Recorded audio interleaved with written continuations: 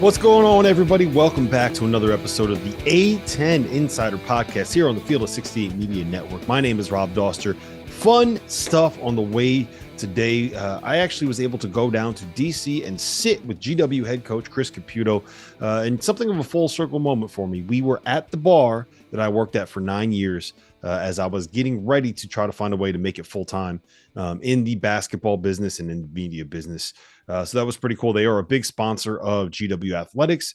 It is tonic at Quigley's Pharmacy. So make sure if you are ever going to a GW basketball game, especially if you are a road fan, 2 blocks away from the Smith Center, boom, right there. Head up to the 3rd floor, order a thing of tots. It's $5 beers for their happy hour. I know that sounds like a lot, but if you think it's a lot, then you haven't spent much time in Washington, D.C. So make sure you check them out. It's great. It's the best tater tots that you're going to be able to find in the D.C. area. I also just want to let you guys know, be sure to pick up your copy of the Almanac that is still available. It is $19.99. You can find the link in the description below, whether you're watching this on YouTube or you are listening to this in your podcast feed. We are also doing the Field of 68 Daily. It is our daily newsletter. Comes out every morning, 8:30 a.m. The perfect thing for you to consume while you are drinking your coffee and getting ready for your day. It's the best way to stay updated on the world of college basketball. And as always, our merch store, field68.shop, that is, again, in the description below. All the links that you're ever going to need are going to be in the description below. So I probably can stop saying that, but I'm going to keep beating it into your guys' heads. So we're going to get into that interview with Coach Caputo here in a minute, but I also wanted to drop in the audio. We did our another Atlantic 10 preview on the Field of 68 After Dark last night. Matt McCall, former UMass coach, was on the show, and he had some insightful things to say about the conference. I feel like I have a pretty strong feel for this conference at this point. And one thing that I will say is this. I've come a long way from thinking that Dayton was probably going to be the best team in the league to now I am fully on board the Billiken bandwagon. That's not to say that Dayton's not going to be great. I think both of these are top 25 teams, but it's so hard for me to overlook the fact that you have the best point guard in the league in Yuri Collins. You have a guy in Gibson Jimerson who's coming in off a season where he averaged 17 points. You have last season's preseason player of the year coming back from an injury. And, oh, by the way, you're adding a guy that averaged 11 points in the SEC last season. You have a former Oregon center starting at the 5. You have Fred Thatch coming off the bench. You have Jake Forrester coming up. There's a lot of really good pieces on the St. Louis roster. And we dive into that. That's part of the conversation that I had with Matt. So you know what? I'm just going to stop talking. Let's go into that conversation with Matt McCall. And then we're going to get into that interview with GW head coach Chris Caputo. The Atlantic 10 this year, to me, is poised for a big-time campaign. Tell America why. Well, you've got to start at the top. And I don't see a ton of separation between Dayton and St. Louis. All right. I know Deron Holmes has been getting all the preseason accolades, rightfully so. Had an unbelievable year last year for them on a team that got off to a rocky start and then built it back to where they were a bubble team. They dropped a game, I think, in Tom Gola Arena late last year, which knocked them off the bubble. But they had a tremendous season with a very, very young team. I think Anthony's dealing with something different going into this season, right? Not a ton of expectations on his team last year, and now there's all sorts of expectations. But again, like we talked about with Wes Miller, Coach he's prepared for that, being a head coach at VCU, going through what he did at Dayton in his first year, to then having one of the best teams in the country, to then rebuilding it back. There's no question they're an NCAA tournament team. Holmes is getting a tremendous amount of credit. Colby Elvis, we're talking about Blake Nearot, Malachi Smith. But to me, the complete X factor for them is Kamara. He is a mismatch nightmare at the power forward spot in that league. You look at his numbers from last year. Okay, he had double figures in scoring. He led the team in rebounding, and he shot over 30% from 3. He's big. He's physical. What do most teams nowadays do? They do it in the NBA. They do it in college. They switch pick and rolls, right? A lot of teams in college usually switch 1 through 4. Well, when smaller guards get switched onto him, he makes them pay. That's just how big and physical he is. So to me, he's the complete X factor. I think they've got to stay healthy. You know, Malachi Smith's got to stay healthy. What a jump he made last year and just consistently got better. But then you got to move on to the Billikens because Perkins is back. Mm-hmm. And going into last season, he was preseason Atlantic 10 Player of the Year. So now you're talking, and think about this. You've got Yuri Collins, who led the country in assists. Mm-hmm. You've got Gibson Jimerson, who not only has one of the best names in college basketball, he shot a ridiculous percentage from the three-point line. And you've got Javonte Perkins, last season's preseason Atlantic 10 Player of the Year, back. So, like, we could make a case that they're got the best backcourt, not only in the Atlantic 10, but you would put that backcourt up against a lot of teams in this country. Okay, they've got Okoro. Don't forget about the guy. Don't forget about the guy that transferred in from Missouri after averaging 11 points in the SEC last season, Javon Pickett. Don't forget about my man Fred Thatch. Fred, you talk about glue guys that hold it all together, Matt. That's Fred Harris Thatch. Hargrove. Don't forget about Hargrove. Don't forget about Both him. of those guys. To me, Travis Ford's biggest issue is going to be having minutes for all these guys and the chemistry in the locker room. I don't see a weakness there. I think they've got depth. They've got shooting. They've got size. They've got toughness. They've got physicality. It's going to be interesting to see how that plays out with those two teams, because I think clearly they're above everybody else. But, man, as long as they both stay healthy and St. Louis, like, where is Javonte at coming off the knee injury? Is he 100% healthy? Does he feel 100% healthy? When you go through sometimes an injury like that and you've got that first plant, you've got that first move, you go down a lane and try to take off on somebody, sometimes your brain will mess with you a little bit. So if St. Louis is healthy, and again, that Memphis game, basically 2 weeks from now, what a game that we're all going to be tuned in on, watching that and see how that plays out. But, man, I just don't see any weakness with St. Louis. I think that they're going to be the best team in the conference this year. I think that they're going to win the league because for all the reasons you just mentioned, but they can play that small ball lineup. They can play four guards, and they're going to have people that can guard like up, right? Like Javonte Perkins is big enough where you don't want him guarding the bigger fours in college basketball, but he's not going to get pushed around. If you need someone that's going to be out there a little more physical, you get Fred Thatch out there, right? They've been they're very high on the Forster kid off the bench too. From Indiana transfer, yeah. So I love teams that have really good guards. I love teams that have multiple scoring weapons on the perimeter, and I love teams that can do that 4-around-1 thing, and they can do all of that stuff. They're going to be really good. They're tough. They check all the boxes.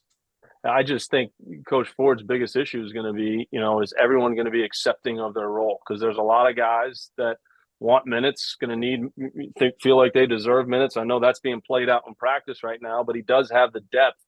Is he going to go 9 or 10 deep? Is that, are certain guys that, Yuri Collins, is he going to go from playing 38 minutes a game to 30? I don't know. Is that what's best for their team? Coach Ford will figure that out. But to me, that's going to be the biggest challenge for this team. You know what cures a lot of those ills? Winning. They're going to win a lot of games to make things a little bit easier. And you know who won a lot of games in the Missouri Sweeney. Well, Chicago Ramblers have won a lot of games. And now they come in the Atlantic 10. You think about the top of the Atlantic 10, how scary it is. And we haven't even talked about VCU, who has Ace Baldwin, who's a killer. Mm-hmm. And now you add in Loyola Chicago. You want to talk about making an addition. This isn't just, conference realignment, reconfiguration, add for the sake of adding. Kevin Sweeney, what does Loyola Chicago bring to the table? And I'm curious, who's this going to be harder on? The rest of the league trying to figure out the Ramblers, or the Ramblers trying to figure their way through the rest of this conference this year? Well, I think it's going to be a great marriage for both sides. I think one of the things that I think works really well in their favor is that the direction that Drew is taking this program is much more kind of pace and space, skill, athleticism. Whereas with Porter, like that was a team that wanted to grind you out, right? Like they were playing Missouri Valley basketball. Porter Moser was Missouri Valley basketball defensively.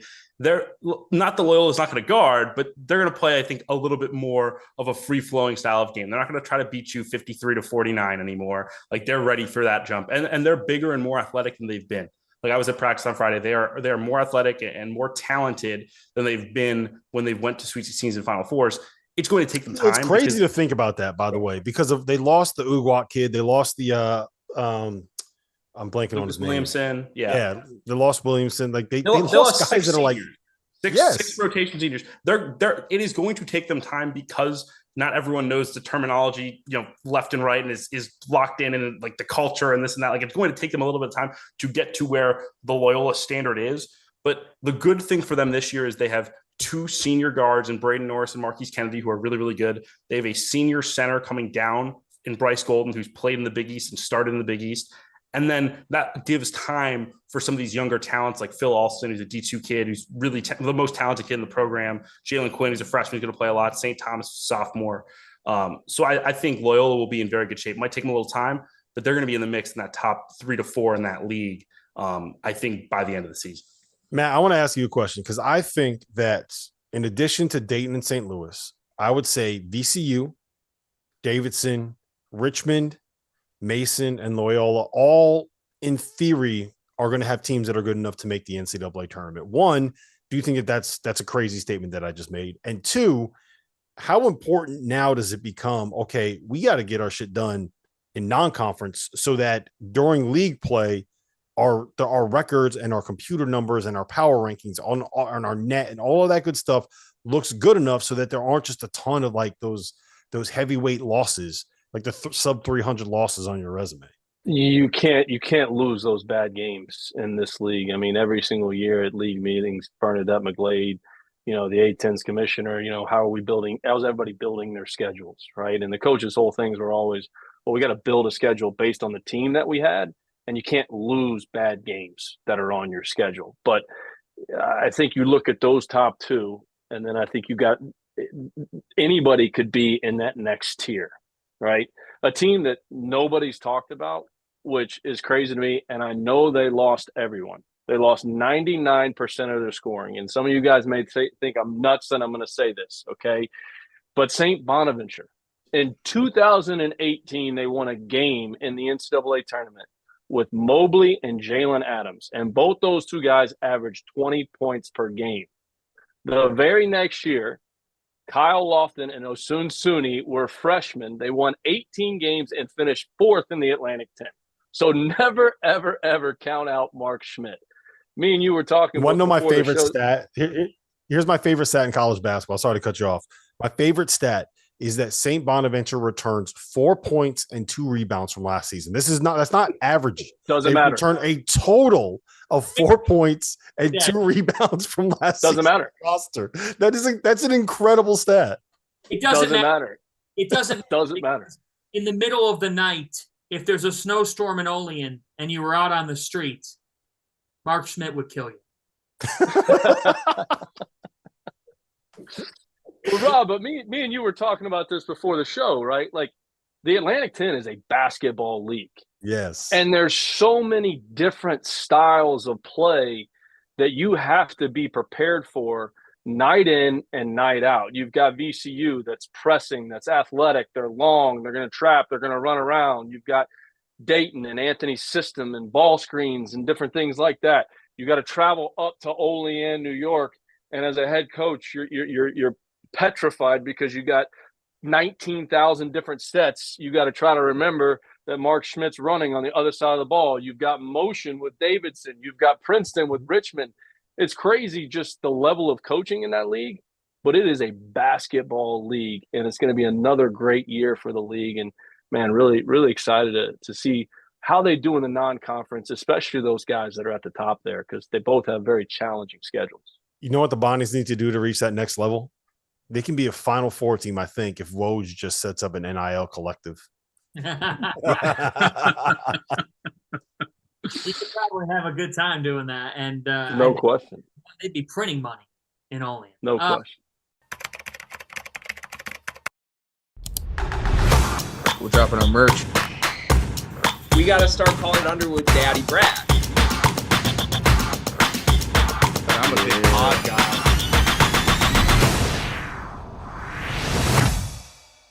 Breaking news. The Field of 68 has an online store, and it's your one-stop shop for the latest and greatest merch in college basketball and college football. You can find shirts to support your favorite team, make fun of your rival team, or boast Field of 68 catchphrases like Daddy Brad, Cussin' and Discussin', and the Star Heels. Go to www.fieldof68.shop today and enter promo code TOUCHDOWN for 20% off at checkout. Now, let me welcome to the A10 Insider Podcast, the one and only Chris Caputo, the new head coach of the George Washington Colonials. We're here in Foggy Bottom in DC, my old stomping grounds, Tonic and Quigley's Pharmacy. This is where I used to bartend, Chris. How about that? Legend has it. Yes. Legend has it. Legend has it. All right, so I want to talk to you about your transition coming down here, but the first thing I want to get into is I heard a rumor that when you bought your house, it was covered in Georgetown paraphernalia and Georgetown fans. So how have you? Is it okay living in a house that's a Georgetown house? The house we bought. One of the owners was a former Georgetown women's basketball player, and there's a basketball court in the backyard, a half court, and the bulldog was right there in the middle of the court. So we had to get that changed out. No offense to Georgetown, but I didn't think it was. You got to do the it. best idea to have the Georgetown logo. Do you have the GW logo? We don't have the now? GW logo at this moment, but that could be coming. Are you going to paint it yourself? No, it's like the sport court. You bring, you come out and you're not artistic enough to do that. You can't pull that off. Not very handy. Period. To be honest. So I don't think people really understand the transition that coaches go through when they take new jobs. So can you kind of take me through one, how you found out you got the job, and then two, just like the process of I mean, you're relocating a family. You got two young kids. Yeah. It's funny. I think when you play later into the season, like we did this year, that stuff's kind of happening during the NCAA tournament. So you're doing some interviews via Zoom and things like that, during the tournament. But for me, GW asked to meet with me here in DC whenever we finished playing. And for us, we played on a Sunday, I think, against Kansas in Chicago. Mm-hmm. And the idea was if we won, was going to try to maybe go in between, although would have been tough, right? And I think the Final Four is in New Orleans this year. Oh yeah. Yeah. I didn't go. I don't remember too much of it, but it was a good time. But having coached in the Final Four before, I know that's a crazy week. You just got to throw that in there, huh? Yeah. A little bit of a flex, right? Yeah, it would have been my second. Yeah. But it wasn't in the cards. But we were up 6.5, and I'm thinking to myself, like, I wonder if I'm going to DC tomorrow or not. Like, it'd be interesting to see what happens here. But as it turns out, we lose to Kansas, who obviously is a great team, national champions, and then I took the team because my family, my kids were there. So took the team charter from Chicago to Miami, and then literally woke up at 7 a.m. and then flew from Miami to DC to meet with our athletic director. And so I kind of told Tanya Vogel, who's our athletic director, I'm not sure you're getting the best version of me here. I'm exhausted. Mm-hmm. Especially as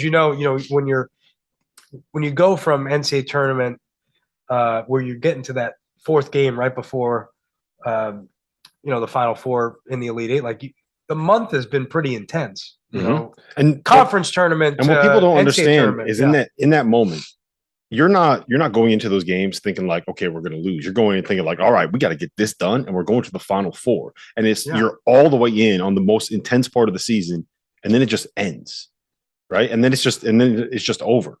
And you got to go from that emotional swing to waking up at 7 o'clock in the morning to go interview for a job that, I mean, very clearly you wanted. So, no. And I think that's, it's not really natural. You know what I mean? Like you, in some ways you'd like to, for us, we went as furthest anyone's ever gone in the history of Miami's basketball program. And in some ways you almost want to like celebrate a little bit, even though you didn't make the Final Four and you're upset, but almost like decompress from, again, and even for us to end the regular season was kind of funny. Like we were on the road at Boston College, at Syracuse. So we stayed out the whole week, came back, went to New York for the tournament, came back. We played on Friday, lost to Duke, but came back Saturday, Sunday, Monday. Then you go to Greenville, then you go to Chicago. So you've been gone, basically a month. Right. But there's no decompressing. Then you're into a whole nother life. So I want to know if you remember this. In 2019, I made a list of like the top 15 assistant coaches that might end up being head coaches. Yeah. Do you remember texting me and saying, yeah. I used to be on these lists, right? Yeah. I used to be on this list. And there's reasons why Yeah. we couldn't at that point. And we can talk about that a little bit later. No, I don't want to dive too deep into it. But now you're here. Yeah. Now you went from being that assistant. It took a little longer than you expected, but Yeah. how does it feel now to get to this level, right? When you work your whole life as an assistant coach to get a job like this, right? Yeah, I'm incredibly fortunate. First, my high school coach, Jack Curran, Archbishop Malloy in New York, gave me the opportunity to play at a great high school basketball program.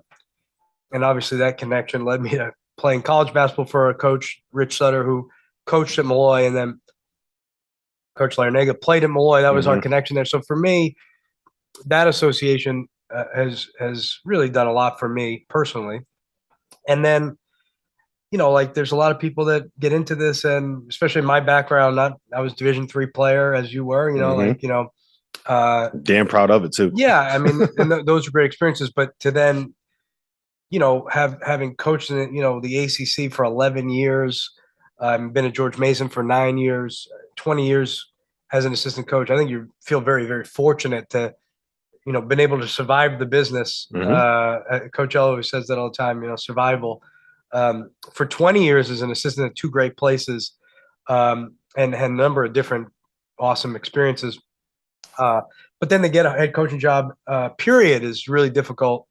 To get one at a place like GW that's been in the top 10 in the country and been to the Sweet 16 and been in at large and won the NIT and, in a multi-bid league and all that stuff is, it's not lost on me how fortunate I am. Take me through the moment when you found out you were getting the job, when you got the call. Where were you? Were you driving? Were you at home? I was in Miami. Yeah, I was in Miami, driving. Tanya called me. Obviously it's a stressful time, as you can imagine. You're kind of like, hey, when you've been somewhere as long as I had been there, it's major change, a lot to think through, in terms of, decisions to be made. But ultimately for me, I was excited about the opportunity to, come back to the DC area. If I was going to leave Miami, I wanted to leave to go to another awesome place. And then also, again, at a place like GW, I mean, I couldn't have been more excited, And so when you get the job, you kind of have to go, right? You can't just, it's not like you're sitting in there like they're saying, yeah, you can come up in a month when you're ready, like a normal job would. It's like you basically, you get the job, you get on the plane, you go. Yeah. How long was it before your family and your kids came up with you? Yeah. So, basically I think that was Thursday. I think on Saturday I came up and really went back. That's probably like April 1st or whatever that is Friday, or Saturday. And then pretty much up and back, between recruiting and coming here and then going to Miami some to visit the family, April, May, and then June we moved into the house. So those 2 months. Yeah, 2 months. Yeah, that's rough. It's not easy. No, it's not easy. I was living right here from the dorm. I was coming to Tonic a lot. Yeah, a little throwback, huh? Yeah, coming to college bars, living in college rooms. Exactly. Yeah, head coach of a Division I university, and you're living in a dorm. Yeah, I would see the kids on the elevator and stuff. Yeah. Did they know who you were? Yeah, some of them did. I think they were surprised to see me like living in the dorm room. Yeah, who's this guy here? Yeah. All right, so you're back in the Atlantic 10. I know that George Mason wasn't Atlantic 10. You were never in the Atlantic 10, but you're back. So you're back in the DC region, right? And you've had success here. You've worked with programs that have made the Final Four, like you talked about, from this area, basically recruiting the same kids that you're going to be recruiting now. Yeah. So how do you get back to that level? Like, I'm not saying you got to get GW to the Final Four. We're going to call you a disappointment and a failure, but how do you get this program rolling? What's the first step for you? Well, I think, for GW, there's been these pockets of success. Coach Jarvis obviously did a tremendous job here. Coach Talent did a good job here as well. Coach Penders went to the NCAA tournament. Coach Hobbs had them, really in the top 10 of the country, 3 straight NCAA tournaments. My time at George Mason, Coach Hobbs had it rolling here, and I was looking from afar. I even came a game or two here. They were top 10 in the country for a while, right? Fun to watch. We played in the BB&T back in the day at the Verizon Center, which is now Capital One. We played Maryland and Michigan State. They beat Maryland, Michigan State, and man, they played with incredible force that weekend and fun to watch. And then obviously Coach Lonergan, goes to the NCAA tournament at large, wins the NIT, which is not easy to do. And so these pockets of success that have sort of popped up throughout GW's time, for me, one, it tells you that it can be done, and it has been done by multiple different people. And then the thing that I would like to think that we're good at, and that I sort of makes me tick every day, is how do you build it where it becomes sustainable, where you can do it over time, and you look at like longer horizons. Again, so much of it's Coach Larinaga, but being a part of his program for 20 years, and you look at 14 years of being really good at George Mason, and then you go to Miami, and you get the little hiccup there in the middle, but over 11 years at a place that people don't necessarily think you can win at, of being really at the top of the league. They'll have another great year this year. It'll be 12 years of being sort of at the top of the ACC. So I tend to look at things in longer stretches, and how do you build out a sustainable program? That really GW warrants. Like, it's top 60 school in the country. It's located in the middle of one of the great cities in the world, a place with incredible amounts of talent. Up and down, there's a lot of good players, 50 miles north and south, or what have you, and then a place that will attract transfers, a place that will attract international players. So there's a lot there. Look, there's a lot of things we've got to improve, but I think the bones and the natural resources of the place are good. Yeah, you mentioned the international flavor that you can get here. I think if you look at the recent history of GW, the two best players that you've had have been Yuta Watanabe and Patricio Garino, right? Patricio is Argentinian, I believe, and then Yuta is Japanese. Yeah, so you have two foreign players coming in. Is that something that you're going to look to tap into here? Oh, 100%. I mean, no, I think it's I think what you'll find is I think Coach Jarvis really started it, and back then I don't think a lot of people were doing it, and they were able to really get it going. I think obviously, as you know now, many, many more schools are in that market. They're going to the international competitions all over the world. We had, one of our assistants was, gone for a month. It was like on a, European vacation. It's a tough life. Those guys got to fly, right? I have to go to Italy now. Yeah. Now I have to go to Spain. Not all the places are like, garden spots, but some are nice. You kind of like, you go to, south of France, or, coast of Spain somewhere, and then you kind of go to Bulgaria, as well. So, but no, we're certainly going to be in that space. And I think because of our location, we're going to be a factor there. But again, we know that there's a lot of competition. So this team you have now, right? The group that you have, when I look at it on paper, you have a couple of really good guards. The best teams that you had at Miami had really good guards. Yeah. Are we going to see something similar for the system that you run here versus what you guys ran? I mean, you were with Coach L for 20 years. Yeah, we did a lot of different things throughout the years. The thing I can say about the group is I only have experience leaving George Mason and going to Miami, and what we inherited at Miami was a talented group, and then we added Shane Larkin, which really made it a great group. But more than that, I think it's the buy-in, the character, the enthusiasm to learn. That's all here with this group. I mean, I don't think I could ask for a better group of people in the building in terms of their, willingness and their care factor. We need to upgrade the talent here. I don't think that's a big secret to anyone. We've got to continue to recruit and get really good players. But in terms of the building a program's culture and having people that are about the team, about the program, and like I would say, pure of heart. Like there's not a lot of I don't see a lot of agendas. I just think guys who want to be, become good players and they want the program to be successful. I think everybody in the building has been that way, and it makes it easier, makes it fun to go to work every day. Yeah, Brendan Adams, James Bishop. Yeah. What have you seen out of them? How have the workouts been? Were you familiar with them? Very, yeah, before you got the job? yeah, a little familiar with both of those guys. Having recruited the Baltimore area, knowing their high school coaches. To be honest, they're very typical of, the Baltimore guard.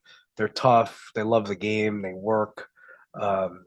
They've been great. There's things that, they can get better at, like everybody, but they embody, I think, a lot of the passion that people have for basketball around here, Baltimore, DC.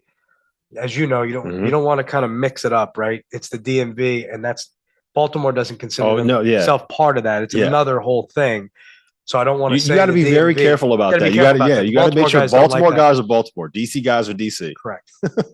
But there's a lot of parallels about the passion and the love for the game that both cities have, and those guys are tough, high care factor, work their tails off. They've been fun. They're the type of guys you get a kick out of the gym because they want to be in there all the time. Max Edwards was redshirted last year at, I believe it was Kansas State, right? Yep. You got him coming in. Yep. There's been some buzz. I've heard some scuttlebutt, some rumors, some words out there about him. No, Max is a talented guy. I mean, he's a guy that, one of our assistant coaches had recruited at a high school, so he had a frame of reference on him. Max, if you look, you don't have any numbers from Kansas State because he was hurt, and he really was hurt all year. He really only started to practice in February. But when we looked at the numbers from EYBL, and there's a guy that is getting like 13 a game in EYBL, that usually warrants high major recruitment. And so we were pleasantly surprised. When we get Max here, I think he's got the size, requisite for a wing in the Atlantic 10. I wouldn't say he's a guard per se, but he's a guy who can play a number of different positions in the backcourt. He's athletic. Those are the guys you need, right? I think there's guys like that in the right, like the successful guys in the league. Like you have guards, and you have those guys that can kind of play. They can guard a 2 if you need them to. They can guard a 4 if you need them to. Yeah. They can make a shot so you don't have everyone just collapsing in the middle. Yeah. Right? Pieces like that are what everybody is looking for. Yeah, and you treat him as a freshman. Like I think I said this at media day. If you looked at him as a freshman, you'd feel like you have a really good freshman. Ricky Lindo is back. I know that did he go in the portal? He's in the portal for a while. Yeah. And you got him back. Was he? Is that your first recruit? Is that your first recruit? Yeah, he was important to get back, right? Because that kid could play. No, Ricky's. He's a talented guy, right? I mean, you look at the guys. I think about the guys that are in the ACC. 6'8" or 9", pretty athletic, can make a 3, can score near the rim. Ricky's got a lot of tools in the toolbox. It's our job to, help unlock him as best we can. Some of it is him getting used to us. Some of it is us, evaluating him and trying to figure out, hey, what's the best way to make him more productive. We'd like to see him be more productive than he has been in his college career. But again, he's got all the tools that you would want. His best games at Maryland, I remember watching him, and it was an effort thing, right? When he's playing with energy all out, he's as good as anybody. How do you get that out of him? Is it just lighting a fire underneath him? Is it, if he's not playing well, you got to show him the bench? Yeah, no, I mean, I don't necessarily know that I have the luxury of showing anybody really the bench right now, but I think for him, should I get minutes for you this year? Yeah. Probably not. Yeah, I'm old and out of shape, man.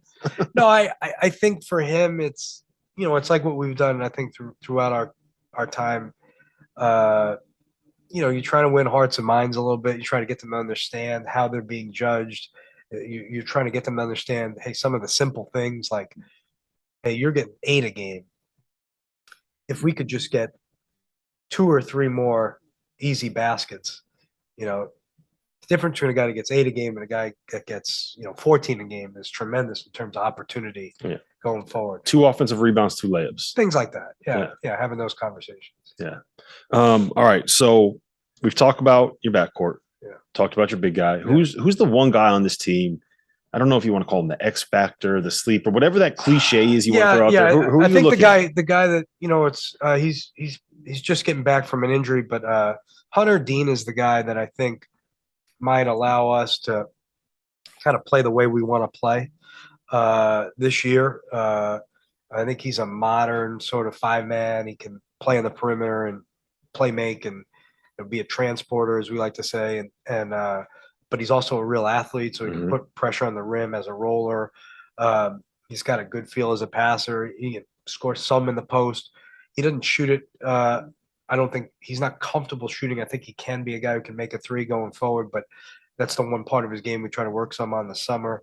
But he's not huge, right? He's not Noel Brown is a huge big guy that we have, but Hunter's got a lot of feel for how to play a modern sort of way at the 5. Right. So we talked about this a little bit earlier, and I mentioned it, but I do want to circle back. So when everything happened with the FBI stuff with Miami, you were getting lots of interviews at that point for head coaching jobs, and there was kind of a lull in between, right? And it's understandable why. Yeah. But it's not anything that you did. So how hard was that for you to kind of wrap your head around? How hard was that to deal with? To say, like, I was on the cusp, I was getting interviewed, I was one of the final guys for these jobs, and now, I'm not even making lists that Rob is making.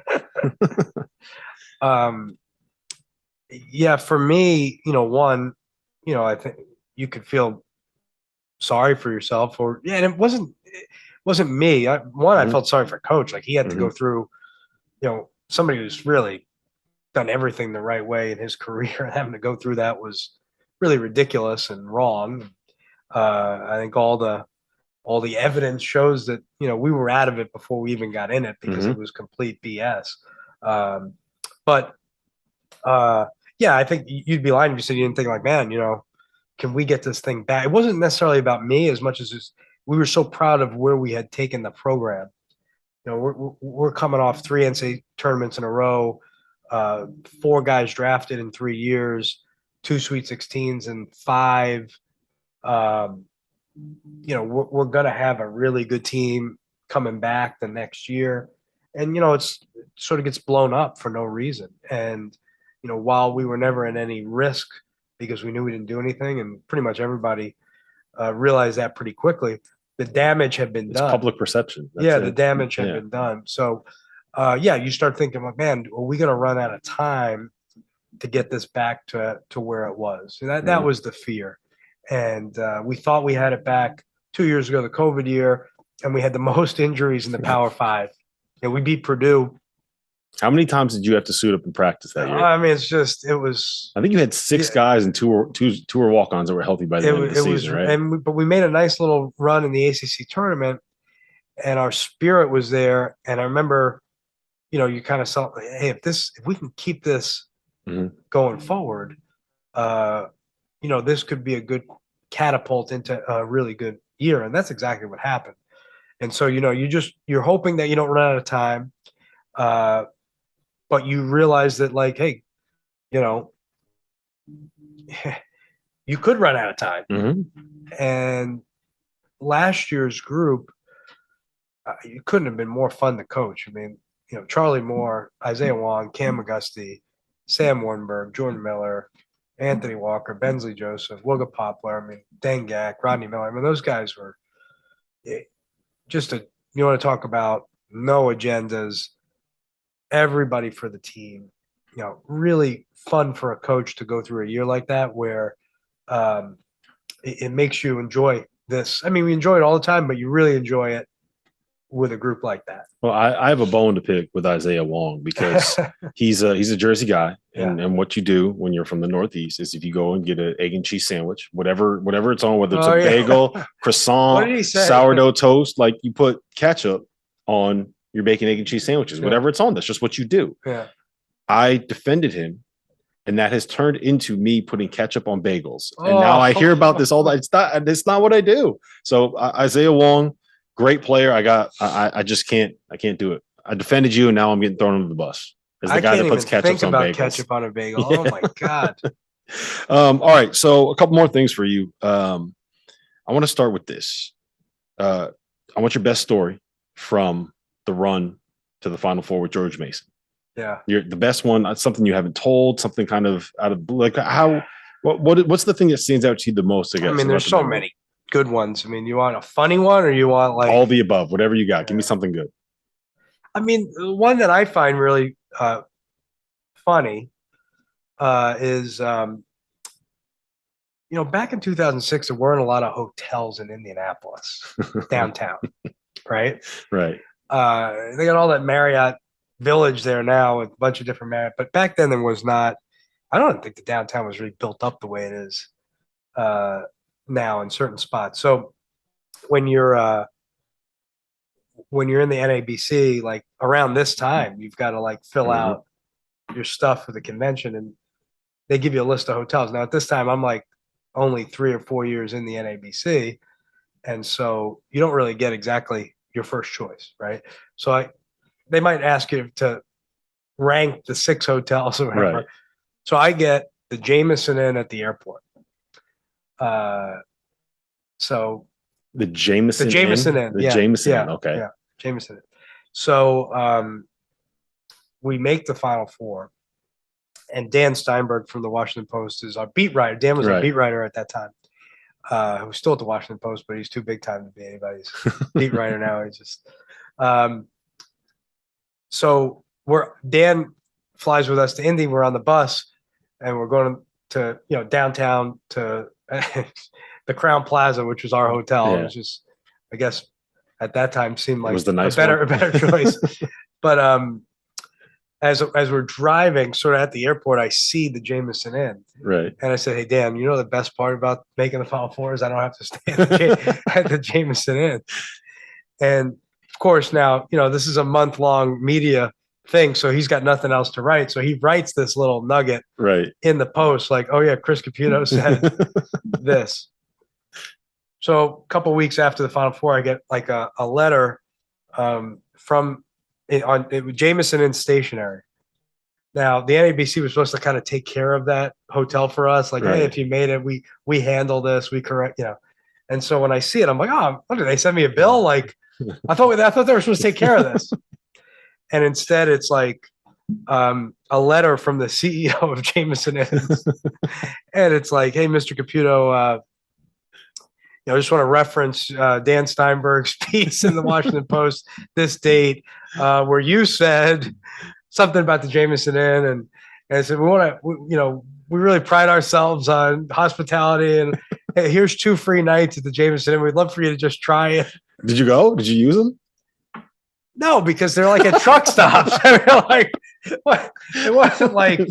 If it was on South Beach or something. That's not where you're taking your wife on a romantic trip to Jameson in Indianapolis. Oh man, that's pretty funny. All right, last thing I got for you. When you guys are at practice, right? When I was playing, we had a lateness drill where however late you were, you had to do 10 burpees and then an up back for every minute that you were late. So how much of a workout would you have to do today if we had that lateness drill in place for this interview? Oh, yeah, it would have been 200 burpees. Yeah, or something. you'd have a lot to do. Yeah, a lot to do. No, it's all good. I had to get that in there. Listen, by the way, you can't do those lateness drills anymore. Like, you're not allowed to? I mean, we got to be careful about that these days. I would also say Division III lateness drills are completely, they're like, no one pays attention to that. Yeah. At this level, like everyone's paying attention to everything. I will tell you this. I was responsible for the majority of the times that we had to do lateness drills. So it is what it is. But also nowadays, since I'm eating so many tater tots here we go. From Tonic, it ends up being something where I need to do lateness drills. So if we need to do a workout, I got you. Chris, always a pleasure, man. Thank you. That's the A10 Insider Podcast.